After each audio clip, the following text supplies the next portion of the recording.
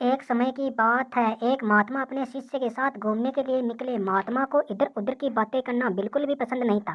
कम बोलना और शांत रहकर अपने काम से काम रखना महात्मा को पसंद था।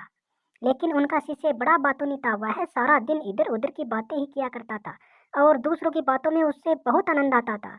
चलते चलते जब महात्मा और उनका शिष्य एक तालाब के पास से गुजर रहे थे, तो उन्होंने वहां एक मछुआरे को पानी में जाल डाले मछली पकड़ते हुए देखा। शिष्य को यह बात बहुत बुरी लगी और वह मछुआरे को अहिंसा परमो धर्म का उपदेश देने लगा। लेकिन मछुआरा उसकी कोई बात समझने को तैयार नहीं हुआ। पहले मछुआरा शिष्य की बात को टालता रहा, लेकिन जब शिष्य उसकी बात नहीं माना तो दोनों के बीच में लड़ाई झगड़ा शुरू हो गया। जब दोनों आपस में बहस कर रहे थे तो महात्मा आगे निकल गए। लेकिन जब महात्मा ने दोनों को आपस में झगड़ते हुए देखा तो वह वापस लौटे और शिष्य को अपने साथ चलने के लिए कहा और शिष्य का हाथ पकड़कर उसको अपने साथ ले गए। महात्मा ने शिष्य को कहा, बेटा, हमारा काम तो सिर्फ समझाना है, लेकिन भगवान ने हमें सजा देने के लिए धरती पर नहीं भेजा है। शिष्य ने कहा, गुरुजी, हमारे राजा को इस तरह के लोगों के बारे में पता है जो इस तरह के बुरे कार्य करते हैं, और ना ही वह इनको दंड देते हैं। आखिर इस तरह से लोगों को सजा कौन देगा? शिष्य की बात सुनकर महात्मा ने कहा कि बेटा, तुम परेशान मत हो। उनको सजा देने वाली भी एक अलौकिक शक्ति इस दुनिया में है जो सब कुछ जानती है। भगवान की नज़र सबके ऊपर है और वह सबके कर्मों का हिसाब रखते हैं। इसलिए तुम अभी चलो, तुम्हारा उससे झगड़ा करने का कोई फायदा नहीं है। शिष्य गुरुजी की बात सुनकर संतुष्ट हो गया, उनके साथ चल दिया। इस बात को बीते हुए 2 वर्ष का समय निकल चुका था। एक दिन महात्मा और उनका शिष्य फिर उसी नदी के पास से गुजर रहे थे।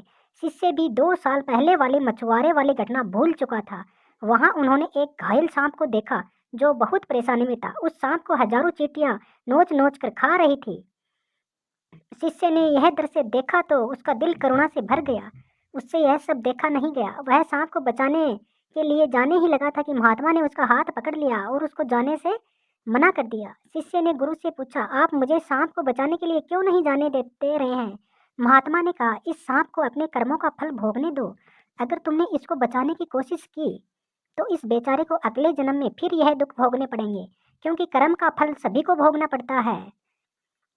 शिष्य ने महात्मा से पूछा कि गुरुजी, इसमें ऐसा कौन सा कर्म किया है जो यह इतना भयंकर कष्ट भोग रहा है? महात्मा ने कहा कि यह वही मछुआरा है जिसको तुमने 2 साल पहले मछलियों का ना मारने का उपदेश दिया था, और वह तुम्हारे साथ लड़ने के लिए तैयार हो गया था। वह मछलियां ही वह चींटियां हैं जो इसको नोच नोच कर खा रही हैं।